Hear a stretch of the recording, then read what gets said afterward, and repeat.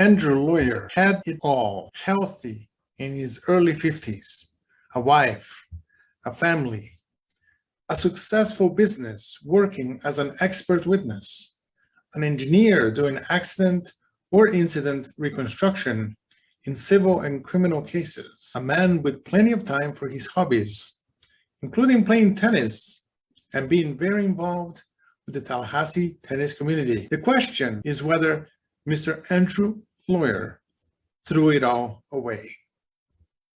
You see, Andrew was involved in a fight with his adult son, who still lived at his home, at Andrew's home. They were fighting over the son's dog. The fight concluded with a Smith & Wesson going off twice and a bullet striking Andrew's son in the face, causing severe injuries. So, will Andrew Lawyer be able to explain away what happened, or will he spend the rest or most of the rest of his life in prison as a result of this incident? Did he throw it all away? Sorry, I turned the AC off because it's freezing in here. Yes, it is. Okay, so I know that I know you've rehashed this a dozen times or more, but what we like to try to do is when there's an incident such as this, there is the night of the incident or the time of the incident, and then we typically, ideally, will do another interview like within 3 days, but of course you've been, a chance. So what I want to do now is just do another follow-up with you just to see if there's any details that you recall that maybe you hadn't mentioned the first time around. Okay. Anything that's happened since then that's of concern, anything that you feel is necessary, just, let us have it. Okay. So One thing I did notice, I didn't know until we got to Gainesville and I changed my clothes 2 days later. It's like I don't know when that second bullet, cause my arm was like here, and when it shot, I took a picture of it. wow. When I saw it Okay. that Friday night, when I took a shower, I think that Friday night. Did it hurt? That's what I'm saying. I didn't. It didn't hurt. It was just a mark. Okay. Did it hurt the night of? Did you notice it? I didn't. That's what I'm saying. I didn't notice it the night of. That's what I said. So it's like I'm not even gonna worry about it at this point. It's not bothering. It ain't hurting. It's all about AJ and the focus on him.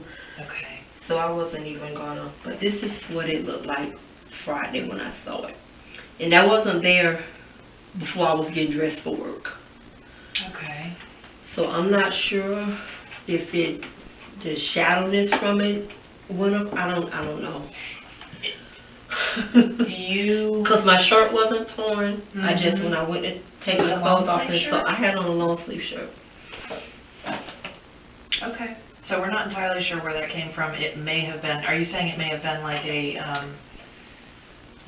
either a piece of shrapnel from the gun or the bullet itself? No, I don't think the bullet itself, or maybe the shadow did it. The force of, I guess, maybe going out, maybe, but I don't know. Okay.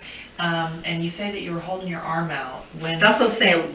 When he did that second shot, it's like I was still standing here, but I remember this arm being out because I was going to reach for AJ. Yeah, this arm. Okay. Because he was down, yeah. The second shot, he was down. So start me through the beginning of that night, Okay. Or at least how this started leading up to it. I guess. Okay. Well, I had gotten dressed for work, was coming out my dining room, going into my kitchen to go to my utility room to put on my work shirt. But when I got to the kitchen, AJ was standing at the pantry door, going out to the garage, standing at the pantry door. I asked him, did he work tomorrow? He said, yes, 5 to 9. And I said, well, I work all night. Do you want me to feed the dog named Lala? I said, you want me to feed Lala when I come home in the morning, or just let her out? He said, just let her out. She'll be okay till I come back. The dog was in the kitchen, like by the sink, sitting by the sink, because AJ was fixing her food. Okay. He asked me where was the olive oil that we put in her food. I said, well, it's up here in the pantry, in the cabinet. So I opened the cabinet and showed it to him. And then Andrew walked in the kitchen and was like, why y'all feeding the dog our olive oil? I was like, it's not our olive oil, it's AJ's olive oil. And if that's what he want to feed his dog, that's what he can feed his dog. And then AJ was like, yeah, it's my olive oil, I bought it, and that's what I feed my dog. When AJ said that, Lila went to proceed to try and go over there to AJ to get ready to eat. And that's what Andrew hit and kicked at her. Okay. And that's when AJ said, what the fuck? AJ was at that point, AJ was standing at the table, like our table in The the round kitchen, table, the square table in the kitchen. Swear. Yeah, AJ was standing there. He was like, what the fuck? He was standing there. Andrew went up and got up in his face and said, do you have a problem with that? So Andrew walked up to AJ? And Andrew walked up to AJ. Andrew walked up to AJ Okay. and got in his face and said, you have a problem with that? And then that's when he was like, matter of fact, get the F out of my house and take your, so he called the dog, take your dog with you. And AJ was like, if I had somewhere to go, I would. And then that's when I went to go get the twins. I was like, why tonight? I'm on my way to work. Right. And so I went and I, pushed them apart. They still, trying to reach, don't stand in between them, push them apart. Okay. They trying to reach over me, just doing a lot of this here, but nobody making no blows, No punches. I mean, they was, like swinging and hitting, but None of the hits were landing. not Okay. because I pushed them when they got that close and was doing that, and I pushed them apart again. Okay. And then just words Andrew studied saying, then that's when he picked up the phone. When I pushed him apart that time, that's when he went and picked up the phone. I'm gonna call him. Andrew picked up the phone right there in the kitchen and Which said, phone did he use? the house. The house phone? The house phone. Okay. He picked up the house phone that was right there on the counter, about the sink counter. Okay. He picked up the house phone, called 911. Did he say anything? He said to 911. No, did he say like he was gonna call 911? Okay. That's what I'm saying. He was like, just still saying to get out my house, and he was like, I'm gonna call 911. So he picked up the phone, and AJ was like, well, I'm gonna go call him too. And then AJ was standing at he picked up the phone and called it. At that point, AJ was standing at the door, going out the kitchen into The hallway? It's no door, right? It's Right, the when doorway. the doorway, Yes, right. When you go out the kitchen, going into the dining room. Yep. AJ was standing right there. He on the phone with 911. And he said that his son is threatening. I can't remember if he just said threatening or he want him out. He want his son and his dog out his house, and he needs someone to come out there. Okay. I don't know if he still had the phone. I don't know if he hung it up. And at this point, AJ was like, you call 911, I'm gonna call 911. Then he was like, then they was back right in front of the sink, and it was like, if it wasn't for my mom, both of them standing just talking. I'm sorry to interrupt. Had AJ also called 911? He had at that point. He stood right there, Okay. and he was telling them that Andrew was on the phone telling him that he was threatening him, being belligerent. And AJ was standing back here yelling, saying, I'm way over here, I'm right here at the doorway. I'm not even up to him. And he came up to me first, and I'm not doing anything. The dog was barking, and Andrew was saying, you see here the dog barking, and hear him yelling. I guess they said they all know. I don't know what they told him. I don't know what the 911 said to him. And then it was like, he was like, they was like just going back and forth with words. I'm not sure to the detail of what was said, but it was like, AJ was like, if it wasn't for my mom and me caring and liking my mom and whatever, you wouldn't even be here. You wouldn't even be here. You'd probably be 6 feet under, and you wouldn't be here. Okay. And AJ was like, I'm not that little boy anymore. And Andrew's still yelling, get the F out of my house and take y'all. I'm not that little boy you can push around anymore like you used to. I'm not that little boy anymore. Stand here and man up to me. Then they got back. I was like, I ain't getting between you again. I was like, well. Okay. So what happened at that point? Did they? So at that point, that's what I'm saying. It was like, I let them go meet up at face to face, and that's when AJ was telling him, I'm not that little boy, I'm a man, standing here facing like a man. Andrew proceeded, he didn't say anything. He walked away. So he didn't punch, and AJ didn't punch him. There was no swinging. There was no swinging. They was just met face to face talk, and Andrew. Then Andrew just walked away, went to go to the room. He tried to close the door behind him. AJ followed. I was like, AJ, don't follow. At this point, I'm still telling, when I first pushed them apart and before Andrew even called now, when I was like, AJ, just get the dog and get you some and leave. Right. But that didn't happen. Right. So they said it. So when Andrew walked out Did the Andrew kitchen, say anything? that's what I'm saying. When AJ was saying what he was saying about, I'm not this little boy, I'm not this, and, you know, standing here and face me like a man, and they was right up on each other. Yeah. And when AJ said that, and then Andrew just walked away, went to the room. AJ followed. I said, AJ, don't follow him. I'm, you know, trying to pull him back. Don't follow him to the room. He followed him into the room, and that's what I said. I could see when we was walking through the dining room. Andrew tried to close the door, but it didn't close. So when you say he tried to close the door, how did That's what I said. He just, you know, just pushed it like, just pushed it like that. Okay. But it didn't close all the way. He just pushed it like that. It didn't close all the way. So when we got to the doorway, it was swinging in, and so AJ just pushed it on back open. Was it in the process of opening back up on its own? It was in the process Closing. of right. It was in the process of, because he, like, you know, did that, and it didn't close, so it was starting to swing. Okay. So yeah, it was starting in the process of opening back up on its own. So AJ just pushed it on back open, and it's like we stepped right in the doorway, and it's like he right there. He being AJ in front of me, right there. We stepped in the doorway. I'm behind him. The dog's behind me. Yep. Andrew was maybe to where that door is right there. Okay. And we here, so we stepped in. AJ finished pushing the door open. We stepped in the room door, and then there Andrew like just stepped forward and pointed the gun like here. So AJ didn't walk up to Andrew. Not that's what I'm saying. When we got to the doorway, Could you see what Andrew was doing because you were behind AJ? I only could see when he lunged, when he took a step forward and did like that. It's like we stepped in the doorway. He took a step forward and put the gun there. Then he did like that. AJ turned it to move, and he shot him. AJ went to the ground. And where on the ground? In my room. Inside the bedroom? Inside the bedroom. He went down, because he didn't realize he had been shot that first time. So he went down. When he went to get up, that's when Andrew fired the second shot. Was AJ already up? He wasn't up yet. It went between his went between his legs. He wasn't up yet. Right.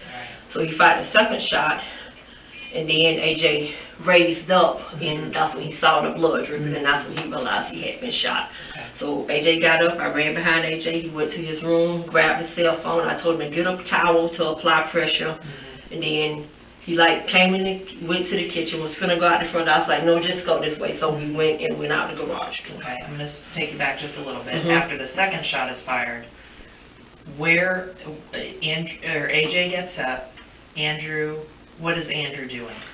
When I'm standing right here. AJ is down.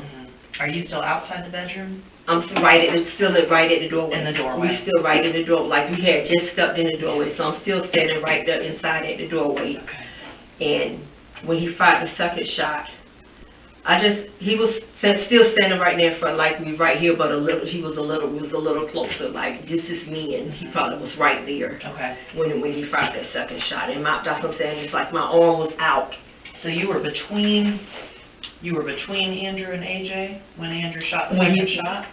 AJ was already on the ground. AJ was already on the ground. So it was just me and Andrew right there. Okay, so you were next to Andrew? He was like right there in Rio. He was like this. He basically came and took this where AJ was. Came and got right there in front of me where AJ was. Okay, so he kind of changed places with where AJ was. Mm-hmm. He shoots at AJ a second time. You do what? When he shot that second shot, and that's when AJ popped his head up and realized he'd been shot. Yes. So AJ got up, and Where did AJ go when he got up? He got up, and he turned that way. Did he turn out the hallway door or out the closet door? He was at the foot of my bed, Yes. and he turned. He was at the foot of the bed. Did he turn this way? He was at the foot of the bed. When he got up, he turned Left? left, Towards the towards my hallway. dresser, going Towards the dresser, towards the my- closet. towards my dresser to go out the door. That's what I'm saying. It's like Which door? my room, the bedroom door. So the My door leading bedroom into door. the hallway, not the door leading into the closet. No, the door leading into my bedroom. The hallway door. The hallway. There's a hallway, yeah, I'm sorry, that's how I was. Okay.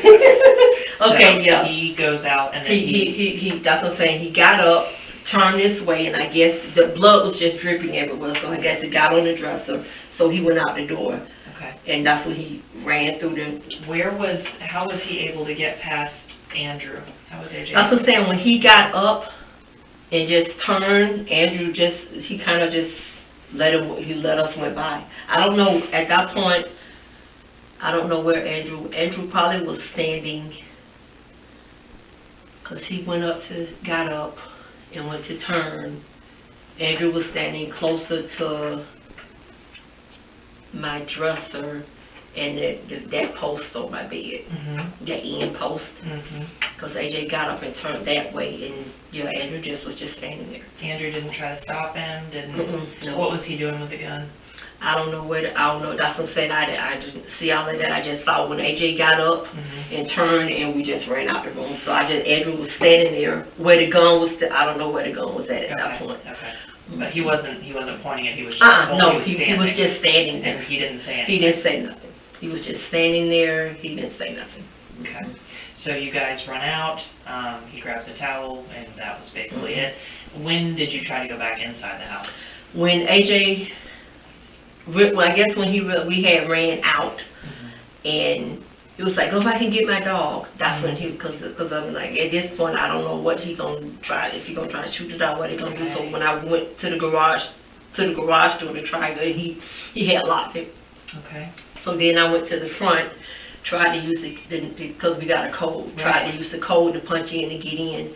He had dismantled, so I couldn't open the door with the code. He was standing there, and when I tried to push the code, he's standing there like did the lock like that and made a lock like so I couldn't use the code.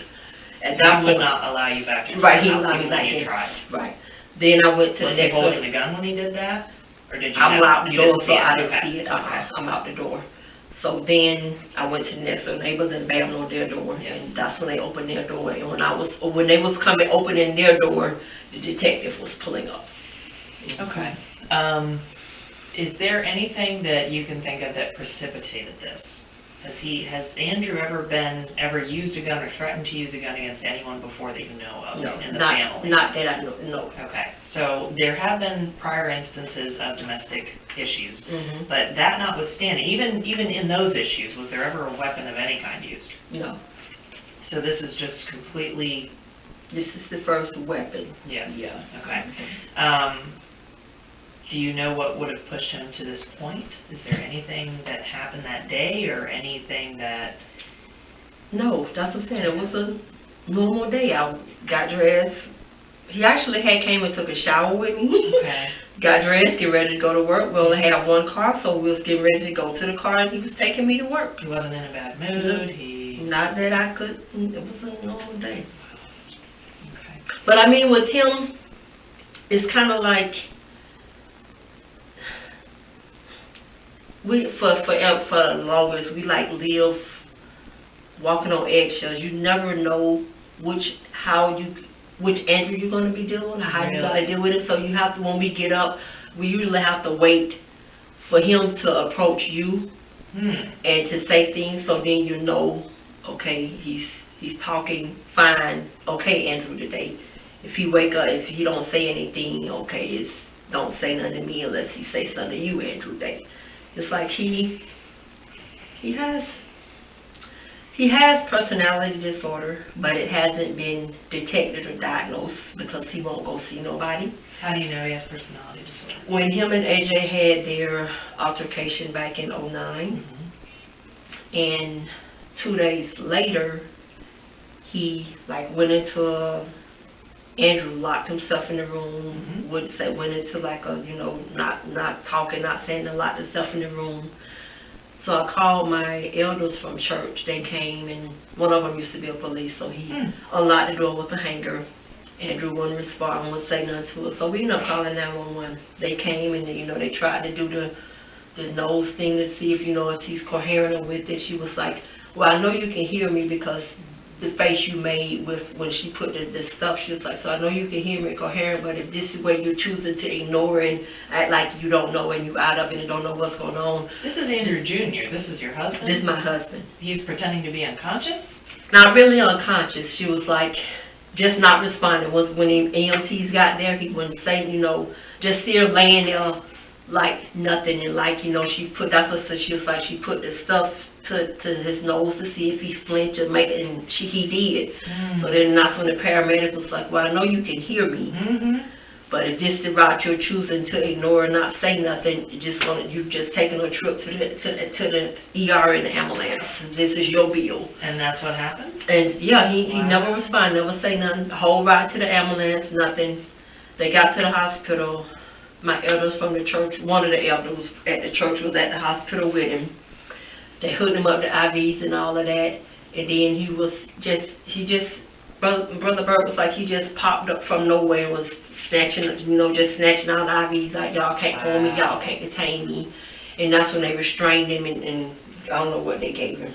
Wow. And then that's when Brother Bird called me and told me to come to the hospital because he's being illiterate, tearing everything off and snatching out his IVs and saying he's gonna leave. But then when I got there, they had already gave him a sedative to calm him down. And that's when the psych nurse there who saw him there finally was able to, talk to him. And he, just, I guess, asking him basic questions. I'm not sure what he asked him. He didn't tell me. Only thing he came out and told me is that he does display a person with personality. He's not schizo, he's not bipolar, but he does display a person with someone that has personality disorder. It's really not a set diagnosis, but that's what he has. Showing traits, yeah. And he needs to get in until, and she says usually starts at puberty. Then you don't know whatever happened with puberty. That's when he says starts. Okay. And you have to acknowledge that something's wrong and seek help. Right. You necessarily have to be put on medications, but acknowledge that there is a problem and seek help and talk to somebody. There's a medication to help if that's the route but he never would follow up and go see nobody. It's nothing. To him, it's nothing wrong with him. His fine is everybody else. Okay. Yeah. So that led to, so that's from the nurse back in 09 when he mentioned that. Then they had another altercation in 2014, and now this one here. Yeah. But there's nothing that in their past altercations where or this one for that matter, that would have warranted the use of a firearm. Right. There was no immediate threat from AJ to Andrew. Mm-hmm. Andrew didn't make any statements about feeling threatened, or did he? That's what I'm saying. He said there was a threat, right? When he called 911. Yeah. I think he said, "My son is threatening me, and I want him. Yeah, I want him out." But he wailed over here at the door, and we looking at it, and that's when it was like threatening you. And then it was like, "I'm way over here standing at the door. How am I threatening you? And you came up to my face first." Right. This is what AJ said to him, because he did. AJ was standing here, he said, "What the fuck?" But you approached him, right? He didn't approach you first. You approached him first. Okay. Has Andrew tried to make contact with you at all, or No. with AJ? Okay. No. Have you had any issues with him since, or anybody else that you know of? No. Okay. Is there anything else that maybe happened that you forgot to mention the night of, or any other details other than your possible injury?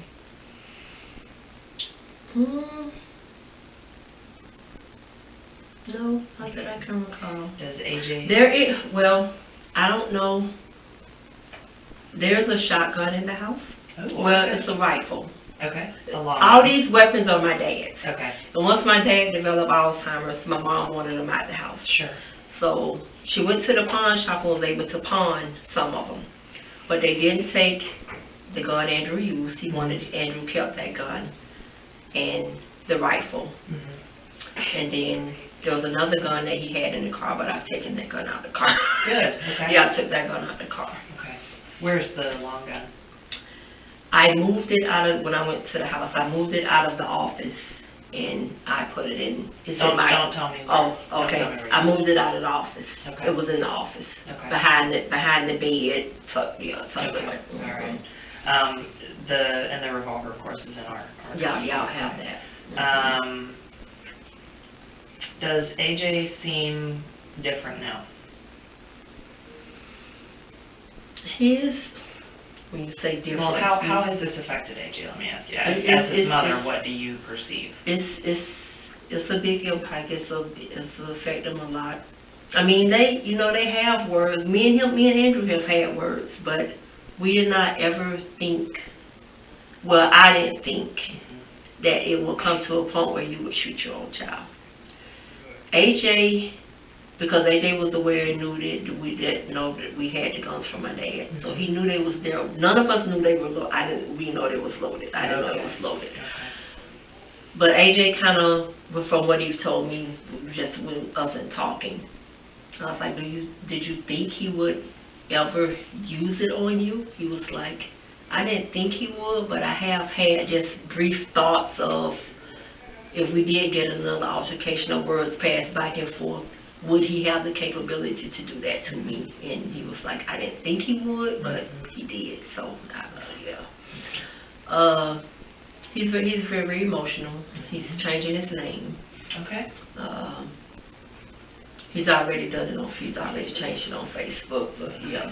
But he's God-fearing and spirited and believing in God, and we got a lot of family support, a lot of church support. So everybody's trying to coach him in the right direction. Just stay positive, go with God. Yeah. Let God and the state and the cops and whatever deal with him on whatever level they're gonna deal with him on. He don't call him that. He refers to him as Andrew Lloyd II. Okay. So he's. This kind of did it for him. Yeah, this kind of did it. Yeah. How has it affected you? This kind of did it for me too. That's what I'm saying. I don't. It's like, I don't stay with the 2 domestic charges. I don't try to stay, make it work, make this and that. But when you actually can pick up a gun and shoot my child, your child, and I'm right there in the midst of it, I mean, I don't know where your thoughts or where your head went, because I know I can't trust it. I couldn't close my eyes and be in a room because I don't know what I don't know what you would do. I'm not scared of him, but at the same token, I can't live with you no more. I'll be with you because I can't trust you. I mean, that the trust, it was already shaky here and there with things and all the other issues in the past, but this was the last straw. Okay. Do you know if he has inquired about AJ at all, or seen? I know He you may not, because he's not allowed to have contact with you. he can have contact with our daughter. Right. So when I was calling you to tell you that they wouldn't take him to the house without an escort or whatever, so my daughter said she would intervene. Okay. So when she came back, she did meet with her dad and took him some stuff that Sunday and Monday. Okay. And she said he did ask about AJ, and Okay. That's good. I asked her about AJ then, but and he's sorry, telling her he's sorry and remorseful, but these are just words. This is what you did. You reacted before you thought, and your words are meaning nothing to us right now. Right. I don't see no remorse. No, I'm not hearing it. I'm not. You can say what you want to say. No, mean accepting that. Okay. But then, I guess she didn't take him a lot of other stuff that he needed. So, Detective Jeff Herbert called me again to ask me, was there someone, since I was still in Gainesville, and they won't take him out there without someone there to supervise, is there someone that I can trust to go do it? I said, well, I have one person in mind. Let me give him a call and see if he's willing to get involved and intervene like that. So he said he would. Okay. So they allowed him to go, Jonathan to be there, and the sheriff took him out that Thursday and got a lot of his stuff he needed. But he didn't. It was still stuff in the car, because I'm driving now on the car we have running. There was still stuff in the car he needed, and he forgot to empty out the 2 of the drawers when they was there. So Jonathan called and asked me, could I get that stuff, and I got it, and I took it to him at church. Okay. And he got it to him. So everything has been compliant so far? No Everything's potential- been okay, compliant, That's good. The only thing is, this is the issue we're having now. With us no contact, no nothing, no Right. this, no third parties and Right. anything. Right. I'm on his phone line. Mm. And I went to AT&T yesterday Mhm. to see what I had, what I needed to do to keep my same number, because I've had this number for 10 years and this Yeah. is my only contact with Shane, with everything, Dr. Right. Shan's. Right. Keep my same number, get off his line, Yes. and get my own line. Yes. He was like, since I'm not on the account, Andrew would have to come and give them approval to release my number and and give me authorization to get off the account and release my number. So I called Jonathan and told him that's it's kind of like, I don't know really how we're gonna do this, because and that's what I told the people at AT&T, he can't have no contact, he can't this. And I was like, well, I got a court paper saying he can't no contact. He was like, that's not good enough. It has to be, the only way they would do something if it's something that probably came from a lawyer, but they still may not. So basically, it gotta get to Andrew that he needs to go to AT&T and put me on there and release my number to be taken off. Do you think he would do that? So I mentioned it to Jonathan, Yeah. the person that went to the house, and I mentioned to him that this is what's going on and this is what needs to be done. Right. And also brought up about the house, because he paid all the bills. Oh, no. Okay. So that's another dilemma. Yeah. And my sister says she's willing to help me with the mortgage. I can handle the other bills in the house. All the bills are in his name. The only bill that comes to the house that's in both of our name is the house. Okay.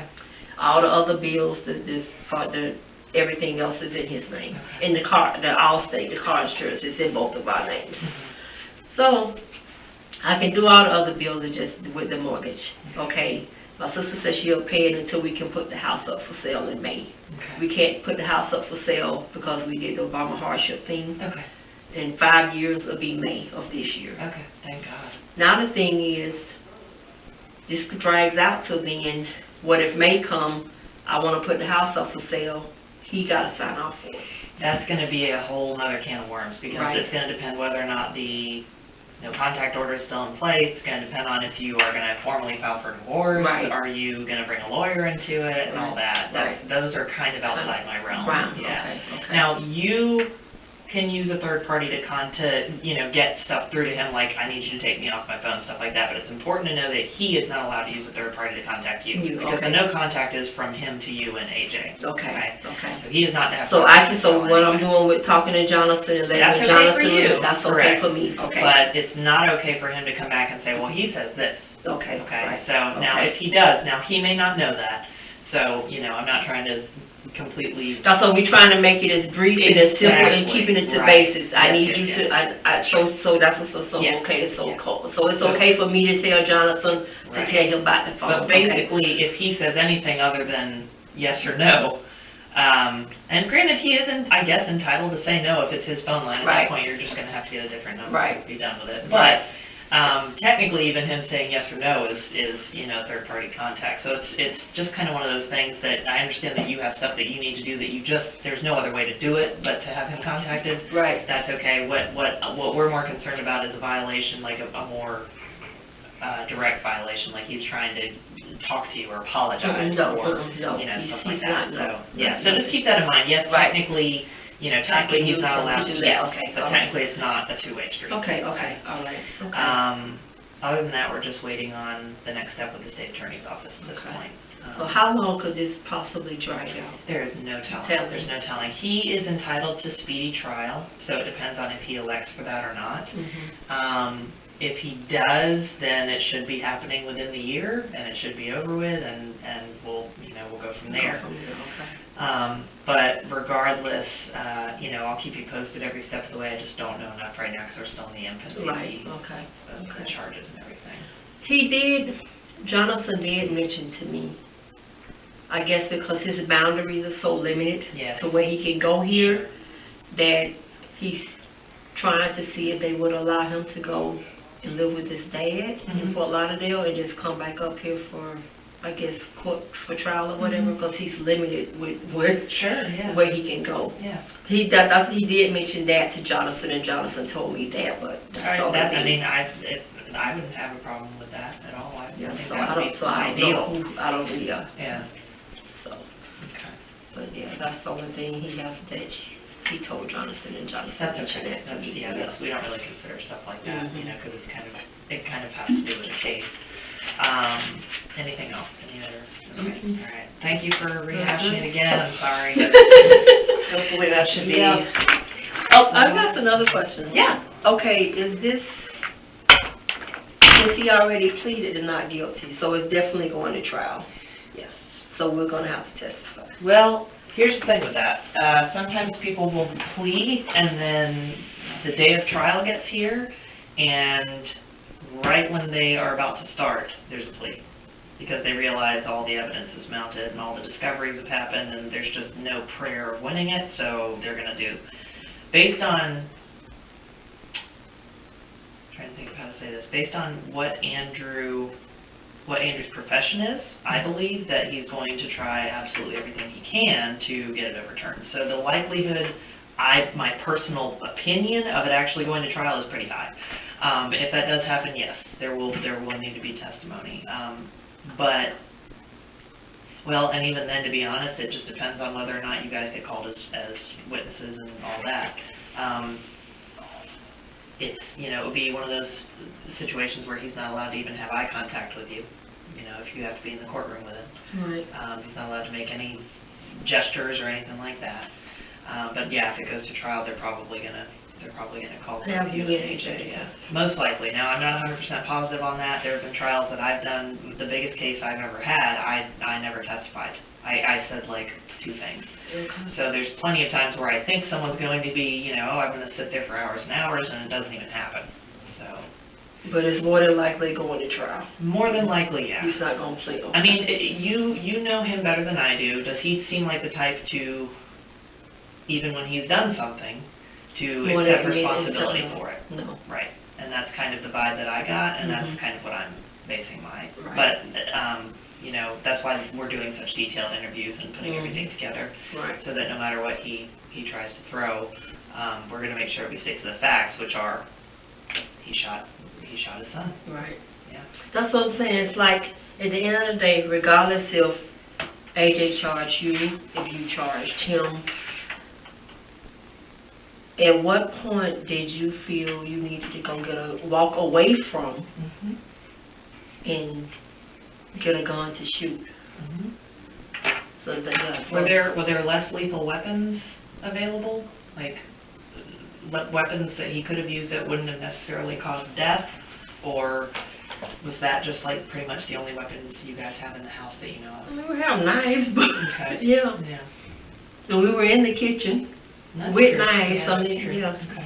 So Alright. Do the doors in your bedroom, do both of them lock on the yes, inside? they lock. Could he have locked himself inside the bedroom? He could have, but that's what I said. I don't. But you know, he just did the door like that. But he never made an attempt to actually close or lock He never it? made. That's what I'm saying. He never made an attempt to. He just slammed it. I guess hoping that it would close behind him, but it didn't. Okay. And if he had locked himself in the bedroom, were there any weapons in the house that AJ knew about that he could have retrieved? Mm-mm. Anything else? No. Nothing else. All right. Let's get you on the way.